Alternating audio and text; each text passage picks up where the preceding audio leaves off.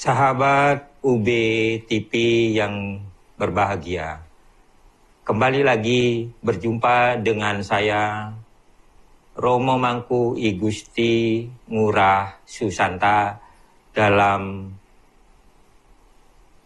Mutiara Iman yang kali ini saya akan bawakan dengan judul Harmoni Kehidupan, atau di dalam bahasa agamanya disebut dengan Dharma Satyam. Om Swastiastu, Om Anobadrah Kartayu Wastu Wisata, Om Sidirastu Astu Tatastu Ya Nama Swaha. Sahabat UBTV yang berbahagia, hiruk pikuk dalam kehidupan ini kiranya kita bisa introspeksi diri ke dalam diri kita masing-masing. Apakah dalam kehidupan ini kita mampu untuk mengamalkan dharma itu sendiri, atau kita mampu untuk berjalan di atas kebenaran itu. Nah, disinilah sebenarnya fenomena-fenomena kehidupan itu banyak sekali yang dapat kita petik untuk mengkoreksi apa yang kita harus lakukan di jagat raya ini. Dalam episode kali ini,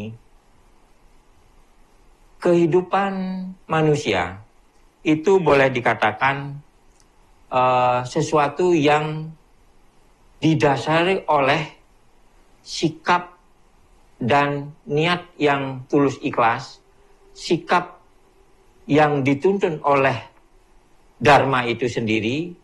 Tentunya dharma ini adalah berdasarkan atas kebenaran yang kita peroleh dari ajaran-ajaran suci itu sendiri. Hindu memandang bahwa di dalam kehidupan kita harus memiliki konsep bagaimana kita harus yakin kepada Brahman itu sendiri atau Tuhan Yang Maha Esa. Bagaimana kita harus mewujudkan etika di dalam pergaulannya. Kemudian bagaimana kita harus mewujudkan ketulus ikhlasan dalam bentuk korban suci yang kita harus lakukan. Nah, disinilah harmoni kehidupan tentunya akan mewarnai daripada kehidupan kita sehari-hari.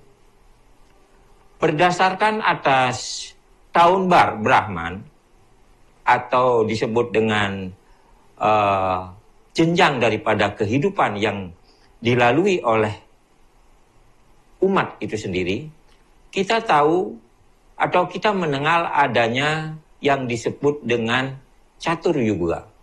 Catur Yuga ini adalah 4 zaman yang dilalui semasa Tuhan menciptakan kehidupan di alam ini. Namun sebelum itu perlu kita ketahui bahwa apa sih sebenarnya makna daripada Dharma Satyam itu sendiri.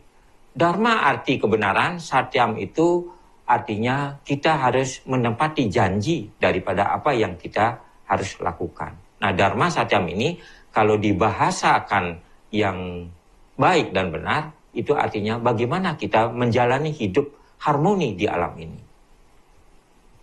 Pemirsa UBTV yang berbahagia, dalam tingkatan daripada Catur Yuga itu, kita mengenal adanya 4 tingkat yang mewarnai kehidupan ini. Yang pertama ada yang disebut dengan zaman Satya Yuga. Zaman Satya Yuga ini adalah zaman yang kondisi pada saat itu adalah kehidupan itu selalu diwarnai dengan unsur-unsur kebenaran mutlak. Atau boleh dikatakan zaman Satya Yuga ini boleh dikatakan adalah zaman kedewataan atau zaman kebenaran yang hakiki. Kira-kira kalau diusiakan, berapa sih kira-kira usia pada saat kehidupan pada saat atau manusia pada saat itu, pada saat zaman Satya Yuga? Kira-kira boleh dikatakan bisa mencapai umur Brahman atau umur Tuhan atau umur tahun Brahman itu kira-kira mencapai 1 juta tahun dalam keadaan yang disebut dengan Satya Yuga. Kemudian yang kedua, ada yang disebut dengan zaman Tritya Yuga. Tritya Yuga ini boleh dikatakan sebagai zaman yang penuh dengan kebajikan. Penuh kebajikan artinya manusia dalam kehidupannya selalu mengejar kebaikan yang diutamakan. Nah, kalau kita melihat pada zaman itu kira-kira umur manusia sampai berapa? Kira-kira kalau kita mau memprediksikan atau berdasarkan tahun Brahman, itu kira-kira umur manusia itu mencapai sampai 10.000 tahun Brahman. Nah, ini yang perlu kita pahami dalam arti ini. Kemudian zaman yang ketiga itu disebut dengan zaman Dwipara Yuga. Zaman Dwipara Yuga ini adalah zaman dimensi adanya perbedaan. Artinya kehidupan di sana sudah bisa membedakan antara kebaikan dengan ketidakbaikan. Artinya dalam kehidupan ini manusia sudah bisa membedakan, oh ini perbuatan yang benar, ini perbuatan yang tidak benar. Nah, dalam hal ini kalau diprediksikan dari usia pada saat itu kira-kira 1000 tahun atau 1000 usia daripada orang atau manusia itu mencapai 1000 tahun. Nah, yang keempat adalah yang disebut dengan zaman Kali Yuga. Zaman Kali Yuga ini adalah zaman yang boleh dikatakan perdebatan antara kebenaran dengan ketidakbenaran yang justru di sini bisa dikatakan lebih banyak kehidupan ini cenderung lebih menggampangkan hidup ini karena pada dimensi kegelapan. Artinya kehidupan pada zaman ini berbuat ketidakbenaran lebih gampang daripada berbuat yang benar. Nah, usia pada zaman ini mungkin sekarang ini adalah bisa dikatakan pada zaman kegelapan yang maksimal usia manusia itu ada hanya pada 100 tahun. Inilah yang ada pada tingkatan Catur Yuga. Baik, sahabat UB TV yang berbahagia, tentunya kita akan melanjutkan lagi setelah yang satu ini.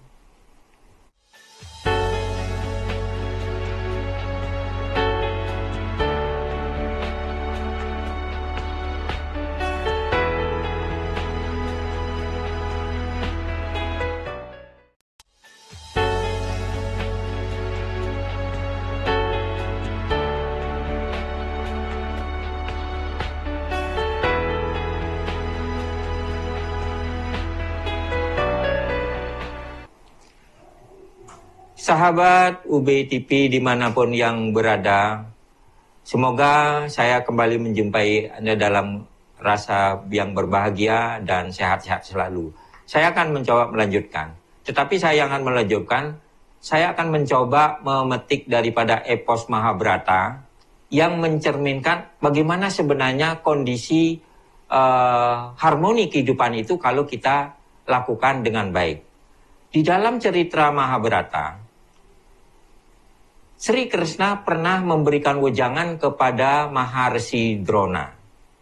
Kita tahu bahwa Maharsi Drona adalah seorang tokoh yang mumpuni pada zaman itu, yang boleh dikatakan ilmu pengetahuannya sangat tinggi sekali. Nah, karena pengetahuannya sangat tinggi sekali, tampaklah ego daripada Maharsi Drona yang karena ilmu pengetahuannya mampu untuk merubah situasi apapun yang beliau diinginkan. Nah, di sini tampaknya ego beliau karena beliau adalah seorang yang dikatakan mampu di dalam segala bidang. Artinya di sini beliau dalam kapasitasnya sebagai Resi Drona yang harusnya mengajarkan kebenaran untuk kebaikan, tentu di sini beliau karena merasa ego tinggi, artinya beliau senantiasa menampakkan kesombongan di dalam sifat-sifat yang diwujudkan. Nah, disinilah Maharshi Krishna atau Sri Krishna memberikan wejangan kepada beliau bahwa kehidupan di dunia ini tidaklah kekal. Kehidupan di dunia ini adalah ditentukan karena sifat dan perilaku kita sendiri. Disinilah banyak Sri Krishna memberikan wejangan-wejangan yang kepada Rishi Drona, Maharshi Drona, agar kembali kepada tatanan kehidupan yang harmoni. Artinya beliau tidak boleh sombong, beliau tidak boleh mengagung-agungkan kekuatannya, beliau tidak boleh mengatakan bahwa apapun yang saya maui atau yang dimaui akan bisa dilakukan oleh Maharshi Drona. Ini dijelaskan sekali di dalam hal ini bahwa perbuatan itu tidak akan mampu untuk mengayomi masyarakat luas. Karena perilaku daripada kesombongan itu sendiri. Dalam beberapa waktu, kejadian yang dilampaui oleh Rishi Drona, artinya dalam kegiatannya ternyata beliau banyak mengalami cobaan-cobaan yang menyebabkan beliau sendiri terjerumus karena ketidakmampuannya untuk melaksanakan ilmu yang beliau miliki.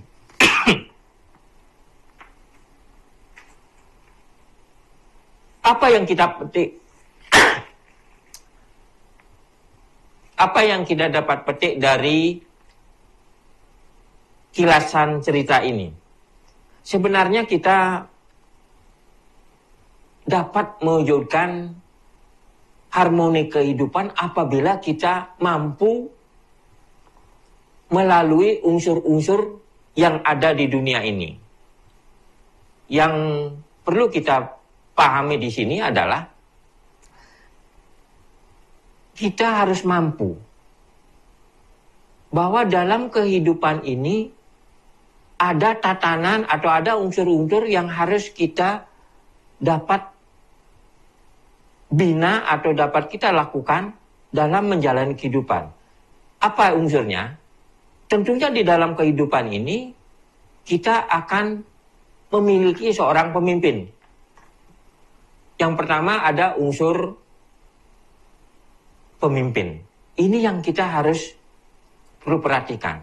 Jadi di dalam komunitas kehidupan, apabila di dalam komunitas kehidupan ini dia ada seorang pemimpin, tentunya komunitas ini akan tidak bisa berlaku dengan baik. Kemudian unsur yang kedua, ada yang menjadi di antara pemimpin, ada yang menjadi anggota. Boleh dikatakan ada yang dikatakan sebagai rakyat. Nah, unsur ini juga bagaimana posisinya sebagai rakyat, sebagai anggota, harus mampu menyikapi daripada apa yang ada di dalam unsur yang tadi. Ada pemimpin, kemudian ada rakyat.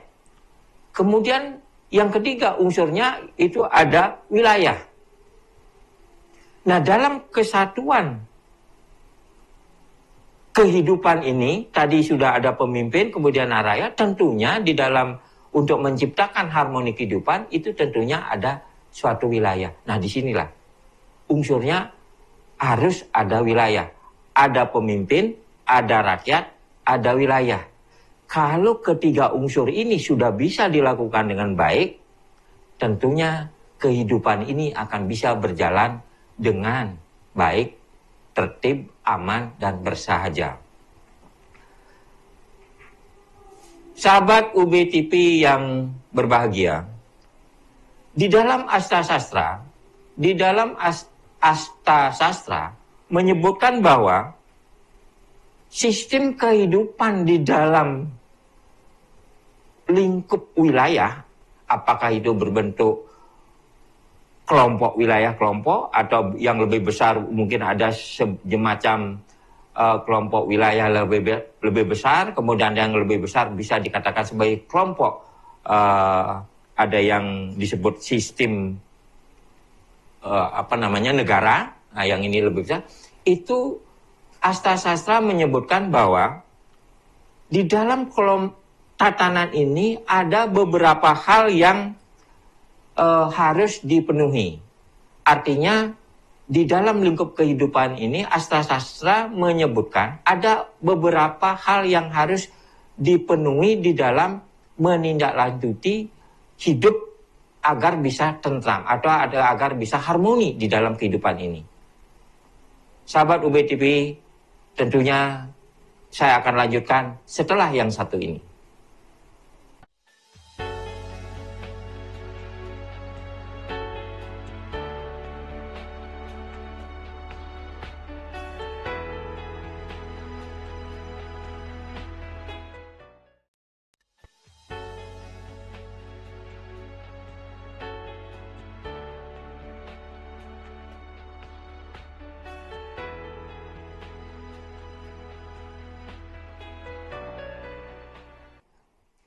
Sahabat UBTV yang berbahagia, apabila kita ingin mewujudkan di dalam lingkup kehidupan ini agar berjalan dengan baik, kemudian atau berjalan di atas dharma atau kebenaran itu sendiri, tentunya kita harus memahami bahwa dalam kehidupan ini ada beberapa unsur yang disebutkan di dalam Arthasastra itu. Apa itu? Antara lain, ada yang disebutkan unsur yang meliputi adanya raja atau suami atau penguasa atau pemimpin.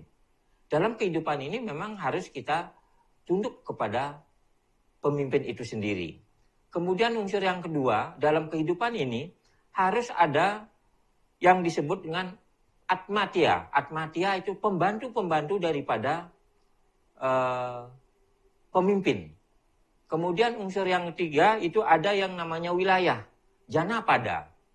Kemudian yang unsur keempat ada yang namanya wilayah batas-batas atau benteng atau dalam bahasanya disebut dengan durga. Kemudian unsur kelima ada yang disebut dengan kosa. Kosa itu artinya kita memiliki suatu materi untuk memenuhi kehidupan di dalam lingkup kehidupannya itu sendiri. Kemudian unsur yang keenam ada yang disebut dengan danda. Danda itu kekuatan. Kalau sekarang boleh dikatakan mungkin bisa dikatakan sebagai memiliki bala tentara. Nah yang ketujuh harus ada mitra. Mitra itu harus ada kerjasama. Nah ini di dalam Astasastra, unsur ini mutlak harus ada jika ingin kita mewujudkan kehidupan itu menjadi harmoni, kehidupan itu menjadi baik.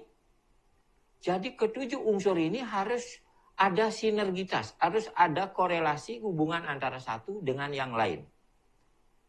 Ya bagaimana kalau seorang raja kalau tanpa memiliki masyarakat? Atau bagaimana mempertahankan wilayah kalau tidak memiliki benteng? Nah inilah yang perlu dipahami di dalam menempuh kehidupan itu sendiri. Tentunya dalam hal ini unsur untuk melakukan suatu kegiatan atau suatu bentuk harmoni kegiatan atau dharma satyam di dalam pandangan dharma, kita harus mampu untuk mewujudkan catur purusa arta atau 4 jalan untuk mencapai kebahagiaan. Apa itu? Catur purusa arta itu terdiri dari bagian-bagian yaitu dharma, arta, kama, dan moksa. Nah, kembali lagi saya menekankan bahwa apabila kita ingin dalam lingkup kehidupan ini untuk menata kehidupan itu menjadi lebih harmoni atau lebih sukses atau lebih hidup dengan baik, tentunya kita harus mampu untuk di dalam diri kita itu munculkan yang disebut dengan catur purusa arta. Catur purusa arta terdiri dari 4 bagian. Yang pertama adalah dharma. Dalam kehidupan ini kita harus mampu menegakkan kebenaran itu sendiri. Jadi apapun bentuknya, kita harus lebih mengupayakan kepada perbuatan yang baik atau dharma.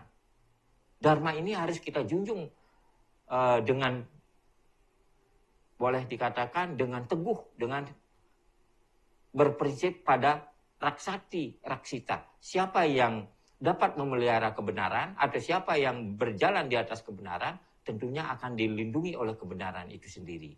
Kemudian yang kedua, kita harus memiliki unsur arta. Manusia hidup tidak bisa lepas dari unsur arta, tetapi harus bisa menggunakan arta ini sesuai dengan kemampuan yang ada. Kemudian unsur yang ketiga ada yang namanya kama, kesenangan. Dalam kehidupan ini, setiap makhluk hidup, bukan hanya manusia saja, setiap makhluk hidup dia akan berpikir pada kesenangan. Nah, kita yang memiliki akal dan budi, tentunya kesenangan ini kita harus mampu dipandang sebagai suatu jalan hidup atau suatu yang namanya menentukan hidup ini apakah dia ada di jalan yang baik atau di jalan yang baik. Nah, kama inilah yang kadangkala kita terjerumus oleh hal-hal yang tidak baik. Karena terlalu mengupayakan unsur kamanya, jadi kadang-kadang atau nafsu, kalau dalam bahasanya kama ini nafsu, terlalu kita ego kita terlalu bernafsu, tentunya akan keluar dari rel dharma itu sendiri. Kemudian yang unsur yang keempat adalah kebahagiaan atau moksa. Nah, dalam kebahagiaan ini adalah merupakan suatu tujuan yang terakhir yang disebut dengan moksatam jagadita saitidama, artinya menuju kebahagiaan yang sejati. Sahabat UB TV dimanapun berada, kiranya dalam mewujudkan harmoni kehidupan, kita perlu merumuskan adanya beberapa tatanan kehidupan yang boleh dikatakan akan mampu mengawal kita di dalam bertingkah perilaku di dalam masyarakat. Apa yang kita harus lakukan? Yang pertama adanya, kita harus memahami bahwa hidup ini dapat diwujudkan apabila kita memahami tentang kebebasan itu sendiri. Kemudian yang kedua, kita harus memahami bahwa hidup ini harus ada kerjasama. Kita juga harus dapat mewujudkan bahwa di dalam kehidupan ini kita harus mampu mendudukkan sifat dan perilaku kita. Khususnya di dalam memfasilitasi hak-hak masing-masing daripada orang peronang itu sendiri. Kemudian yang keempat, adanya tatanan manajemen kehidupan. Adanya pengelolaan di dalam diri kita, bagaimana apa yang kita harus lakukan di dalam hidup ini. Kita harus mampu memanajemen. Kemudian yang kelima, kita harus meyakini ada persamaan di dalam kehidupan ini. Terutama kalau misalnya sekarang kita tahu bahwa di dalam kehidupan ini ada unsur purusa dan perdana, laki dan perempuan. Nah, di dalam mewujudkan kehidupan ini, unsur laki dan perempuan kita harus kita mampu untuk mendudukkan pada tatanan kebersamaan. Kemudian yang terakhir, kita harus mampu untuk mewujudkan kesejahteraan. Nah, inilah sahabat UBTP dimanapun berada. Apabila kita sudah mampu melakukan yang tadi, yakin dalam kehidupan atau di dalam melakukan dharma sebagai kehidupan, akan mampu untuk menuju kepada harmoni itu sendiri. Sebagai kesimpulan yang dapat saya sampaikan, bahwa di dalam menjalani kehidupan ini, tentunya manusia harus mampu melihat kapasitasnya sebagai manusia yang diberi sebagai makhluk berpikir. Nah, ini harus ditanamkan di dalam diri kita sendiri. Sebagai makhluk berpikir, memiliki kecerdasan, memiliki power, atau memiliki kekuatan, kemudian memiliki ilmu pengetahuan, widya, kemudian memiliki tatanan pola tingkah laku, kemudian memiliki tujuan hidup yang tadi yang disebut saya bagian. Inilah yang dapat saya sampaikan, sahabat UBTP dimanapun berada. Mudah-mudahan dengan apa yang tadi saya sampaikan, dalam hidup ini kita mampu untuk mencapai harmoni dalam kehidupan atau Dharma Satyam. Sebagai akhir, saya tutup pertemuan ini dengan Paramasanti. Om Santi, Santi, Santi. Om.